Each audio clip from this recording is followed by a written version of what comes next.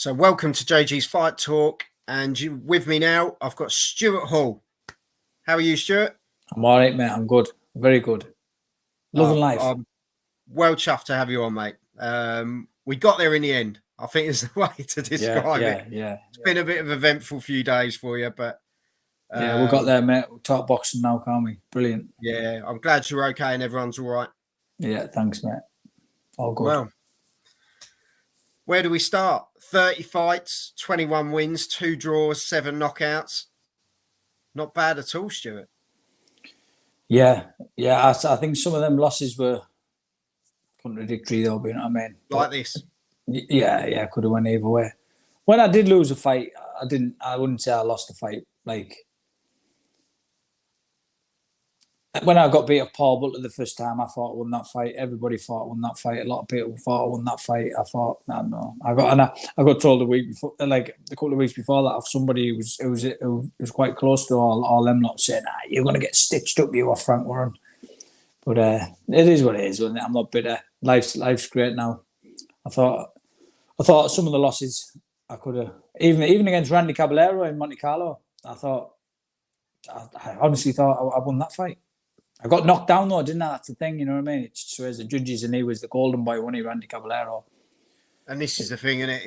It's sometimes, as you say, that it's through their eyes. It's through 3 people's eyes, isn't it? Yeah. And that's what it comes down to. You could have thousands of fans all going, well, hang on, he's won that, but it's in 3 persons' points of view. Yeah, and that's all it comes down to, isn't it? Yeah. Well, you just look at some of the decisions lately in boxing. Yeah. Look at Jack Catterall and Josh Taylor, like that. Like I've been robbed, and I know I got robbed against Lee Haskins. I beat Lee Haskins. You listen, you can't. My mate was watching it at home, and he looked on Ladbrokes. Ladbrokes don't get things wrong, man. Them type of big, massive companies, betting companies. I was 1-3 going into the last round to win that fight. There was the full crowd booed the decision. There was a poll on Twitter the next day. I think it was 3,500 people had voted on it. 85% of them said I won the fight. People like them sort of numbers don't. They're not fans. They're not fans. 51-49. Do you know what I mean? Yeah, no. I won that fight, but it's one of them, innit? You just got to live and let. You just got to move on. But listen, I'm happy as a pig in whatever it sits in. Do you know what I mean? My life is absolutely brilliant. I love life at the minute. I'm living a better life than I was when I was boxing, and boxing's brought me the person I am and where I am and the person who I am now. So I'm happy for what. I wouldn't have changed anything. Maybe I might have changed that lost leg, but I maybe might. But I think when you look, life's a path, innit? And I think if I hadn't lost that fight, I might not be sat here talking to you now. I might not be working with the kids who I'm working with now. So would I change it? Probably not. Yeah. Who knows if something was different? Yeah, I would say you don't know what you'd be doing. I might have won that fight, and I might have went on the drink when I finished boxing, but. Look at me now. I'm 18 months sober, not drinking alcohol, and I feel amazing. And now I just preach now. I preach to everyone, and they're like, "You shut up, you. Why don't?" It's like all that time you've been playing boxing and that, and you can't drink. Now you can drink. You're not drinking. I says, "No, I'm not drinking." I'd advise anybody to stop drinking alcohol. Anybody, and give it a year, because that's what I did. I just thought, do you know what? I'm going to have a look at my life. I'm going to stop drinking for a year. I wasn't even a massive drinker either. I just have a few pints even there with the lads and golf and stuff. And I stopped it. And I'll tell you what, I look back on the year I had, 100 times better. I'd advise anybody to stop drinking. It's a no-brainer, mate. It's a no-brainer. I'm 7 years now. 7 years, yeah. And life. And I feel so much better. For me, life is like, you're in a different world to people who aren't drinking. You're on like a different, I don't want to say a different wavelength, because I'm not saying there's anything wrong with it. I've got the majority of everyone I know drink alcohol, but like all the people going about mental health and all that. But show me somebody, right, who doesn't drink alcohol, right, who eats fairly good, yeah. And exercises at least 20, 30 minutes a day with mental health. There's nobody. I don't think you can't show me there's somebody like that, because it must be the food, the drink, or whatever is causing all these people to get down and stuff. You know what I mean? Yeah. Look after your body looks after you and your mind. Yeah, no, definitely. We cast way back, 26th of April 2008, your debut. 2008, yeah. It's going back a bit, isn't it? Yeah. I can't. Was his name? Don't tell me. You've got it in front of you. I can give you the first name, but you can figure out the second part. Is it look Abdul Lahugabal or something? Lahugabal. That's the one. Something like that. Yeah. Abdul, there's letters in there that shouldn't be next to each other, but it still makes a name. Yeah. That was in the engineers at Darlington. That I got paid £600 cash. Mental, man. And it was 6 2-minute rounds. That 6 minutes. 6-2 was my first fight. And I remember Oscar Hall, who used to be a pro from Darlington, great fighter. He's got a gym now. He's doing great things he's got a gym doing great things with kids and that. He said he was commentating on it. I think him commentating on it. It's tough first fight. This first pro fight. He couldn't believe it. He said, "I can't believe they've got him in to fight you first fight." He said, "Stuart, that's a tough fight." I think he'd had about 60 odd fights or something. The guy, he'd lost a few, you know what I mean? He was a journeyman, but he was obviously a good journeyman. But for your first fight, that's the yeah. He knows, because he was retired. He'd been a retired pro, and he said it was a real tough fight for me first fight. But I got through it. Yeah. And then, well, you went on a great run. And then I think it was your 9th fight. You went against someone I know, good old Ian Napper. Oh, do you know Ian Napper? Yeah. Yeah, and you won him. He retired at round 8, which was 2010. Yeah, Ian Napper at Peter Lee Leisure Centre. I was British champion. Do you know what? He was up on the scorecards with the judges as well. He was 2, 3, and 4 rounds up. But to be honest with you, I thought he was 1 round up when he bottled it. I'd say he bottled it, but I think he bottled it because it was hot in there. But I don't know. It was to go 4 rounds to go, I reckon. But I don't know. It is what it is. Everyone comes to the end of the career, don't they? But British title after 9 fights. That's pretty impressive, Stuart. Yeah, very impressive. Yeah, I boxed Martin Power before it, didn't I? He was a former British champion. That was down Kent. He's a good lad, Martin. Because you think there's a lot of people that don't even get a sniff or a touch of a British title. British title, I still look at. I'm sure as a boxing fan you are. British title is prestigious. You know, it's the best belt, mate. I've got it. I've got the cabinet there in my front room with 4 belts in, and that British, but the IBF's at the top.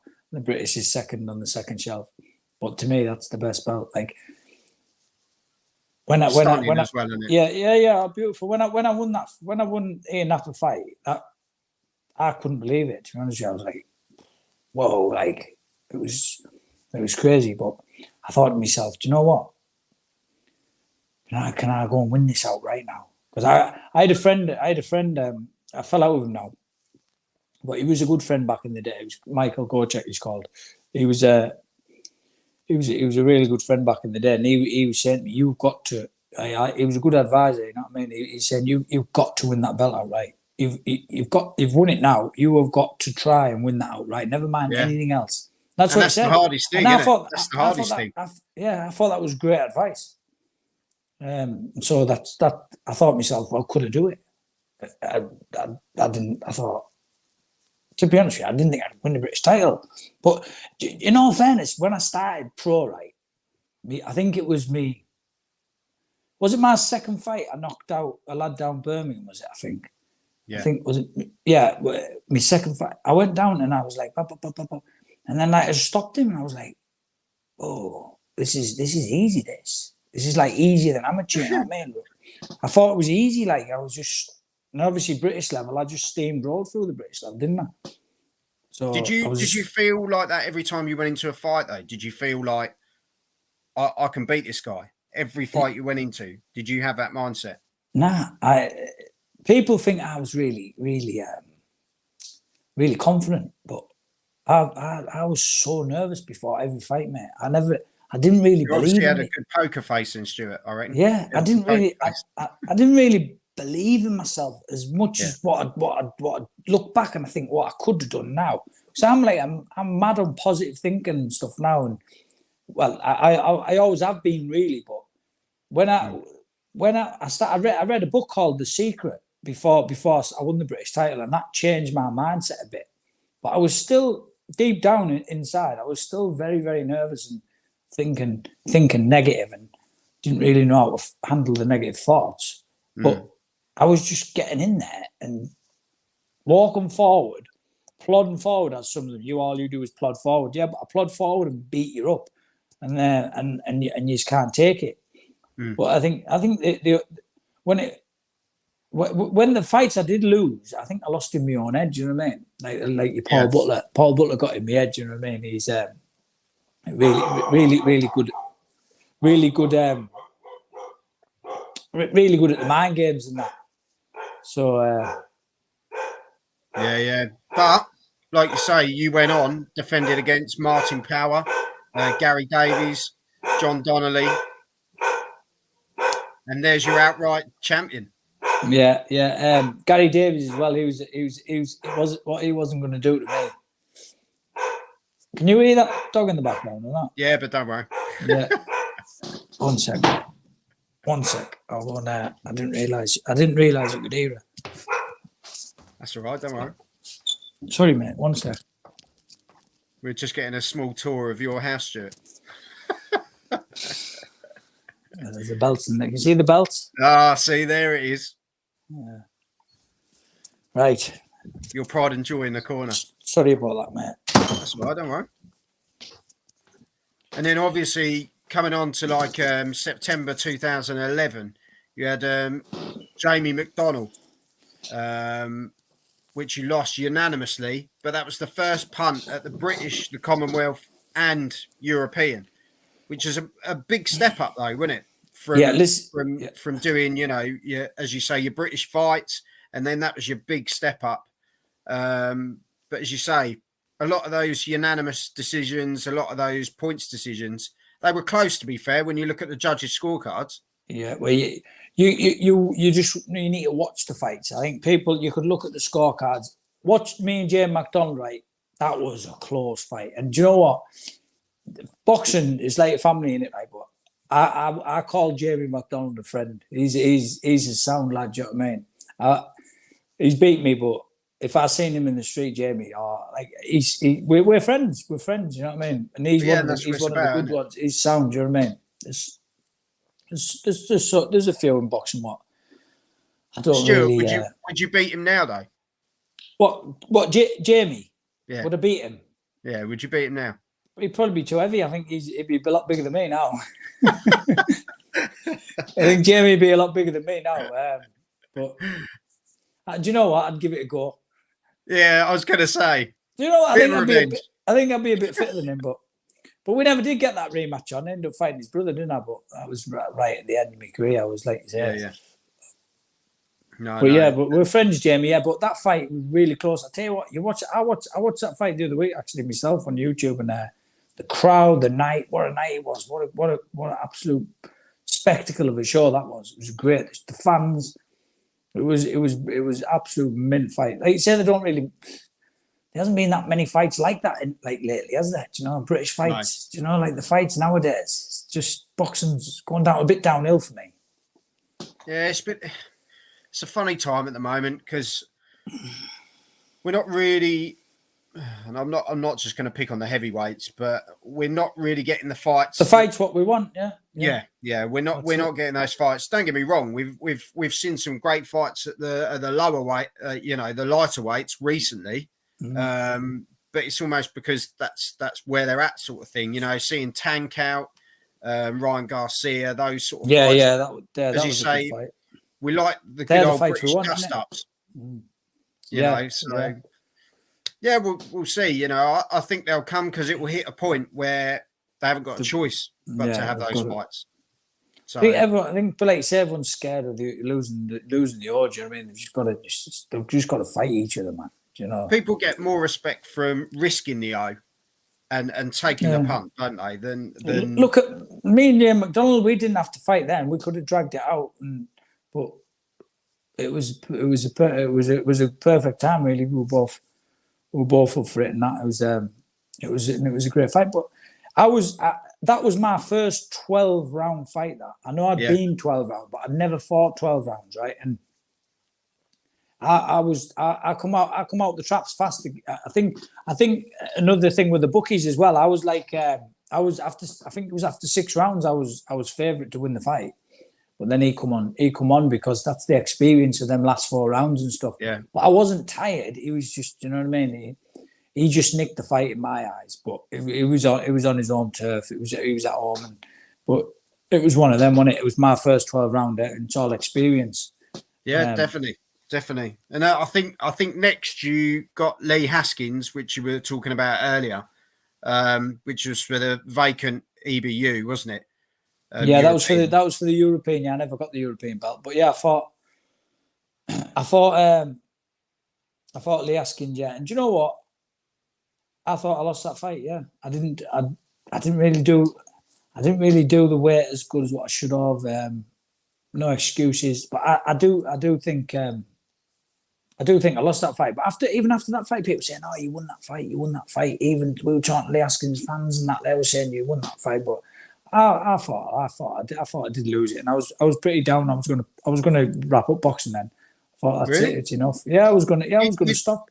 But you think if you'd wrapped up then, yeah. Look at the run you went on afterwards. You know, Josh Whale. That was November 2012. You went and won a Commonwealth. May 13. Sergio Perales.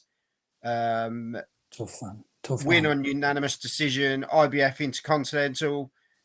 You know, you just went on a run, and you went right on a run to go and get the IBF World Bantamweight title against Vusi Malinga. Vusi Malinga. Sugar Boy Malinga's nephew. You know, the one who fought Nigel Ben. Yeah, it was his nephew. But you think, so if you'd have jacked it in after Lee Haskins and, you know, you felt down, like you said, you know, you felt you'd lost the fight. Not many boxers turn around and say, actually, yeah, do you know what? I did lose that fight. Oh, yeah, I did lose that fight, 100%. But you then went on a run and capturing those 3 titles, incredible. Yeah. It was my dad. He's saying, "Look, you just need to win a belt, son." He was like saying, "No, don't be stopping. You've still got something left." You know what I mean? So was it your dad then that turned you round? Yeah. He was. Do you know what? All the good things what's come out of my life, obviously, it's been my hard work and my dedication myself, but it's my wife and my dad, man. They're the 2 people who really made me the person I am. Do you know what I mean? Yeah. No, and that speaks volume, doesn't it? As you say, you can, if you've got the support of others, you've got a good team around you, surrounded by good people, and you're doing as much as you can yourself. That's all you can do, isn't it? That's all you can do. And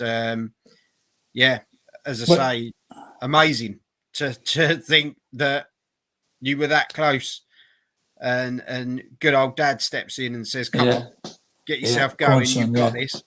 To go on and win 3 titles after you've sort of been denied the European twice, as it were. You've come and picked yourself up and got on. And in that moment, what do you say to? Because obviously, you know, I know we'll talk about it anyway. You're training kids now. What advice would you give to them, being in that situation that you felt? Literally, never give up. Never give up. And if you believe, apparently when I won that world title, you know, I went to an awards. Obviously, you get invited to lots of stuff when you're world champion. And I went to these awards to pick up an award. And my old trainer there, Laurie Degnan, was there, and he was winning a lifetime achievement award. And I think he was nearly 80. I think he's over 80 now. But he was there, and he got to speak, and he said when I was a kid that he will be world champion. Mad to think that he could think that when I was that age, wasn't it? It's crazy. But I used to apparently tell everybody when I was younger, I'm going to be world champion, mate. And I used to always say it, but mad in it how the subconscious can work. But I believe in all that now. I believe in all things like that, subconscious. You make your life in your own head. You can write your life down. And that I'm only learning stuff now. I'm 43 years old. I'm fit. I bet I'm fitter than most 35-year-olds. I don't train every day, but I'm active every day. That's all right. I'm 36. I eat well. I really look after myself, like I said.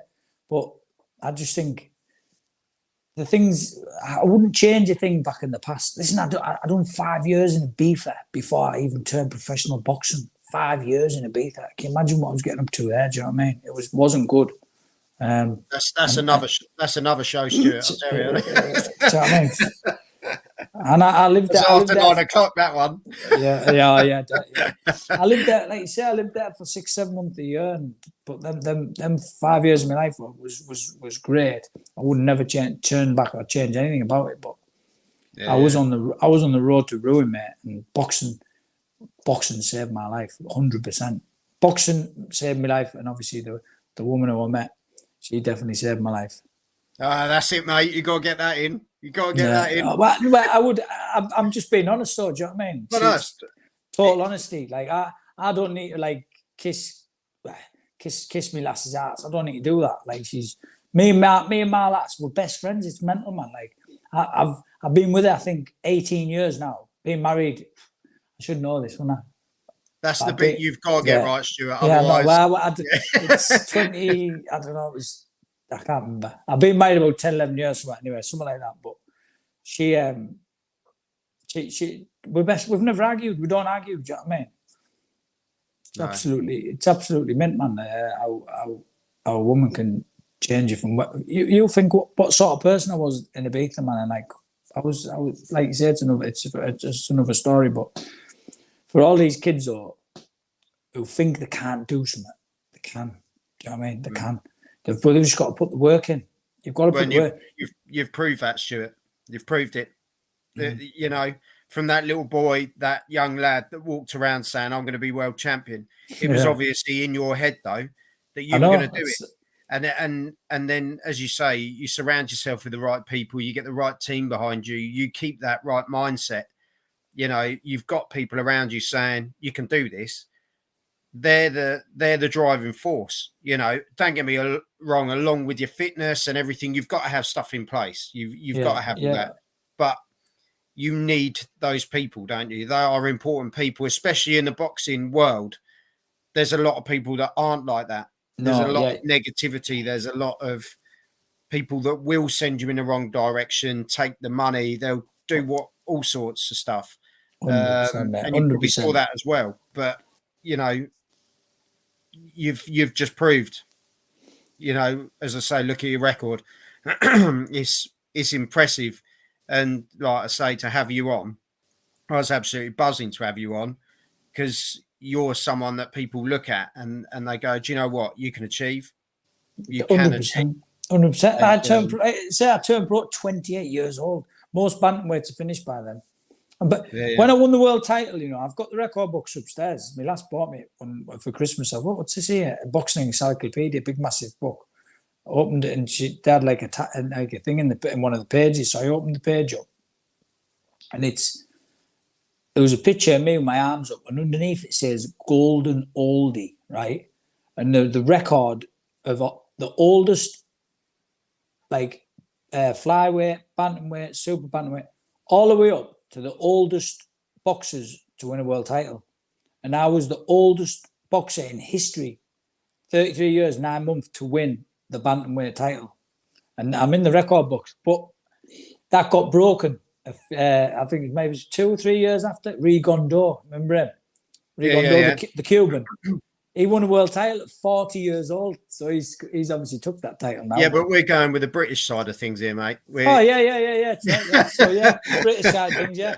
So Sod the Cuban. So I've got the, like you say, I've got the excitement. I was the oldest, 33 years, 9 months. I was nearly 34 years old and I won a Bantamweight world title.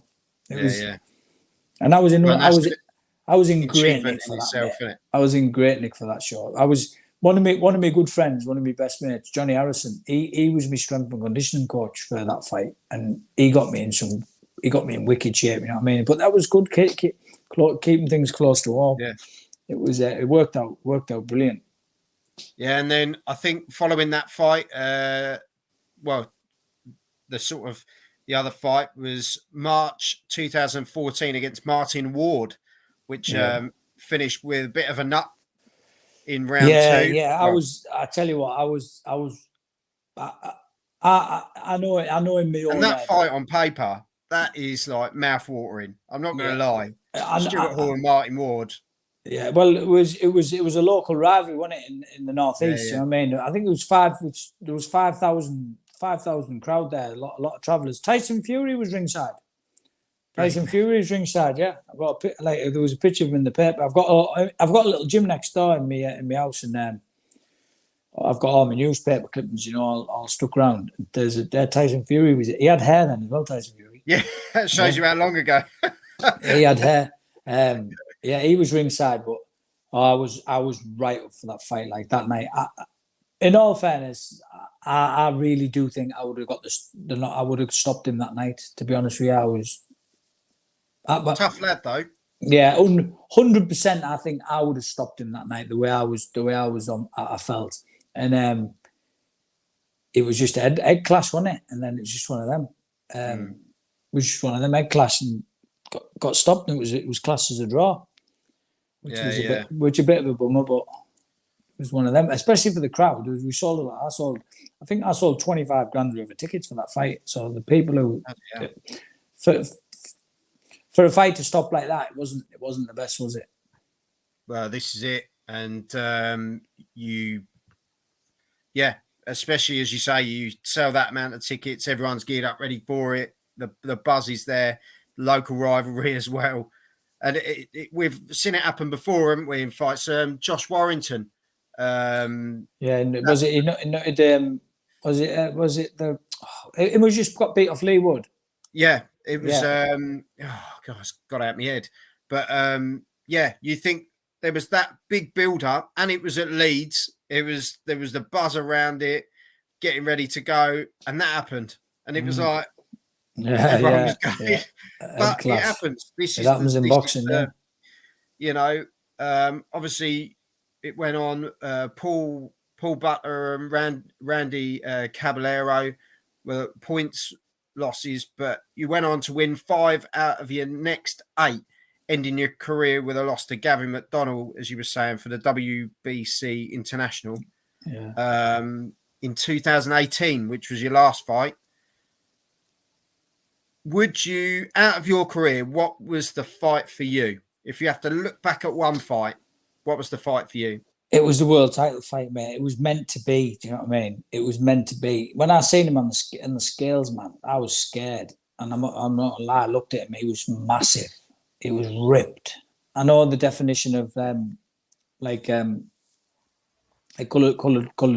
people that are like, they've got a good definition of them. The bone structure. They've got all of them are like really strong, like ripped up men, aren't they? Do you know what I mean? And I was scared. I was looking at him. I thought, my God, there's the size of him. And he was very confident. He said it was going to be an easy fight and all that. So I was very, very nervous in that fight. But in all fairness, I was a slow start, mate, and I didn't start slow that night. I think I fought better, to be honest with you. I look back, I think I fought better against foreign opponents, mate. So they couldn't speak to me. And when they did speak to me, it was getting so they couldn't. They're not in your head there. Yeah. Where they didn't speak English. Because you look, Fushi Malinga, he was the toughest man I've fought him without a shadow of a doubt. And yet, if you look at other boxers, the ones that sort of don't give it. There's people that give banter out all the time, and they are hoping to expect it back, so it fires them up a bit. I love watching fighters that are giving it and giving it and giving it, and they're against a foreign opponent, and the foreign opponent's just stood there grinning, and I'm thinking, he knows exactly what you're saying, but he can't say nothing back, and you can see it winding the person up that's talking. It's like a reverse psychology thing, isn't it? That's it, but that's the thing. That was the thing with me. Like, people did, like, they got in my head a little bit. But that's boxing. You live and learn. You live and learn. Yeah. Well, like you say, you wouldn't have the career you've got now. You know, you doing your training yourself with the youngsters, and feeling fitter than ever. And as I say, what a career, Stuart. I say it again: 30 fights, 21 wins, 2 draws, 7 knockouts. It's an achievement with all the gold along the way as well. You know, people are going to look at that resume for years to come, and you're going to be one of the golden oldies. Golden oldie, yeah. That people are going to look at, and they're going to say, this guy goes down in history. Yeah. You know, as you say, the European evaded you almost, but look at what else you won. You know, people jump at the chance of winning the Commonwealth. Of course, I would. The British, a world title. You know, you got the Intercontinental as well. See, that Intercontinental, that was, he was. That puts you in the position, doesn't it? He was listen, man. He was the hardest puncher I fought him. Okay. He was the hardest puncher. Every time he hit me, I remember he'd had, I think he'd had something like 21 fights. I think he had 21 fights. 23 fights or something, 21 knockouts. You know what I mean? And I thought, how can he? I was looking at it and I was thinking, at the way, and I was thinking, how's he knocked all that people out? He was like smaller than me and all that. And I made the weight, but I didn't make the weight as good as what I should have done. And I got in there, and as soon as he hit me, he flashed me straight away. And if you watch that fight back, I didn't look bothered. And everyone said you didn't even look bothered. I went, believe you me. And from round seven, right? This is no word of a lie. This from round 7 to 10, I could only see out of one eye. One of my eyes was like blurred for them amount of rounds.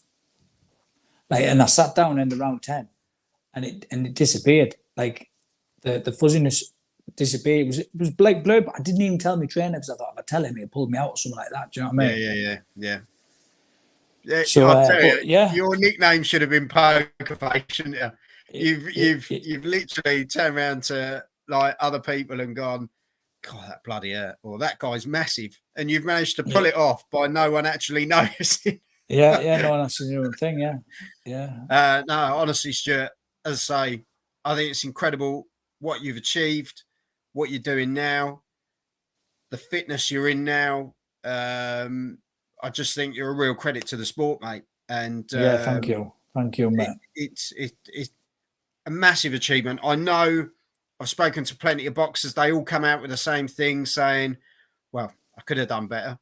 But that's the boxing mentality, because in your mind, you'll always push to be higher. You'll always push to be better. That's just but that's someone once said. Sorry, button in. Someone once said to me, like, you got to the pinnacle, Stuart. The pinnacle of the sport. Like, how high do you want to go? You can't get any higher than winning a world title. I won a world title. So you don't need to beat yourself up. And that's the thing.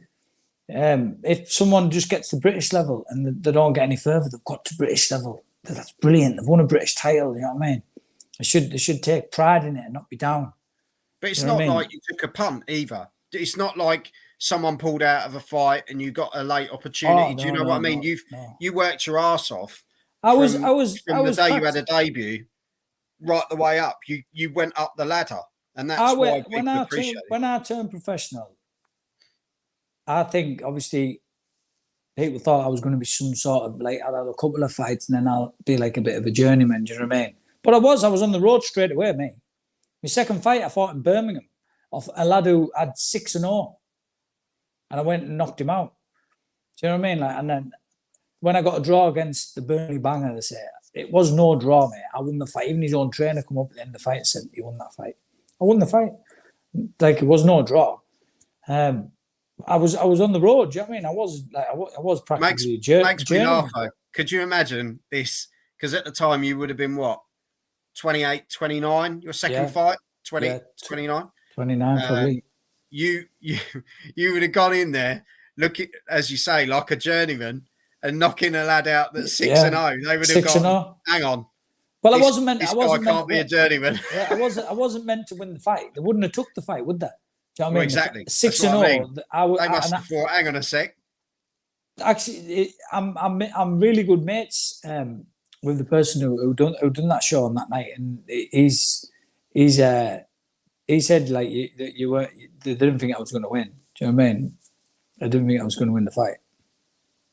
Well, as I say, Stuart, I think, you're a real credit, mate, and people are going to look back and they're going to think. Pat Cowdell it was. Pat Cowdell's show. Do you ever heard of Pat Cowdell? He done great things. Pat, have you never heard of Pat Cowdell? No. He's old. You'll have to Google him after this, man. Pat, he was one of the British fighters. What should have been a world champion. He fought Salvador Sanchez. Took him 15 rounds. That was, you don't see fights like that anymore. Salvador Sanchez, one of the best featherweights ever to live. He died anyway, didn't he? I think he died in a car crash or a plane crash, one of them. But yeah, Pat Cowdell went 15 rounds with him. I've watched that fight. Watch it when you get a chance on YouTube. What? He took him 15 rounds. The fittest man I've ever known, Pat Cowdell. There you go. I've got a bit of homework as well. But all I will say is, Stuart, honestly, thank you very much for coming on. I really appreciate your time, mate. And as I say, there's going to be a lot of British youngsters that are going to look up to this record and think, look what he achieved, and I'm gonna give it a go. And with that mindset, as you say, the dreamers, you've got a dream. You've got a dream. You know, if you don't have a dream and don't have that ambition, then you're not aiming for anything, are you? So you've got to have set yourself goals. Like, see, I never set myself. I've only just, when I've finished boxing, I've set myself goals. I've never even heard of setting yourself. Obviously, in my own head, I was going fights and all that, but I've never really thought about setting goals, writing things down. I do all that now. I tell anybody out there, it's never too late to change your life or to do what you want to do. I write goals down now, and I write something down. At the end of the week, bang, I've done it, hit it. It's like, you get a buzz out of it. That's what people need more to do. Write goals down, because you can write your life down. I've done it. I've built up I built up a business working with kids. I've written it down. I've said, right, I want to do that. I'll do it, and it works. I'm like, is this magic? You know what I mean? Stuart's got a magic boot. That's it. Is this magic? Like, you just write it down, believe in yourself, and do it.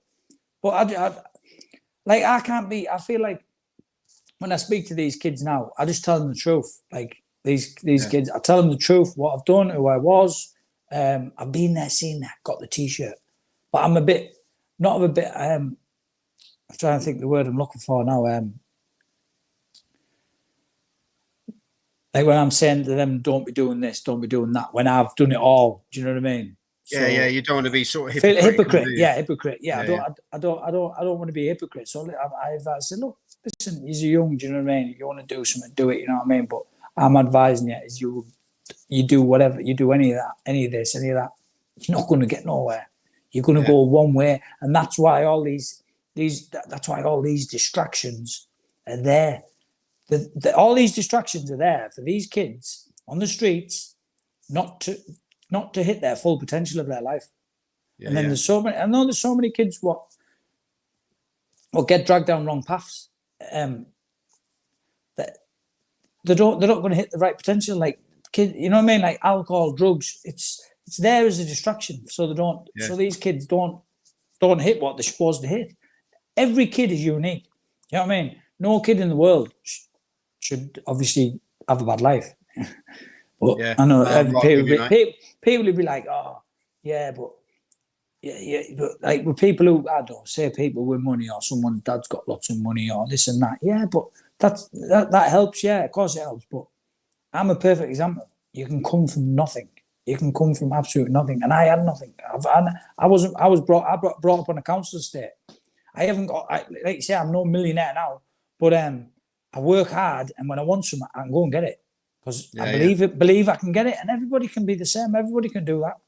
Anyone can do it. Set yourself a goal and hit it, and like you say, you can go and do what you want. Yeah, definitely, mate. And as I say, the proof's in your career, and the proof's out of the ring as well. And as I say, I wish you all the best with your business. Love to your family as well. No problem, mate. No problem. All good. Stay in touch, Stuart, won't you?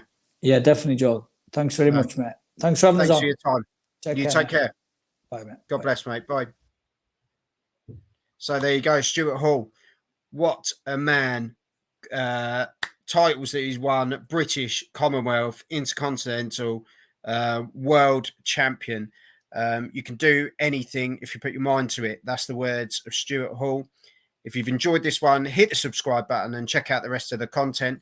And I'll see you all soon. Thank you very much for joining.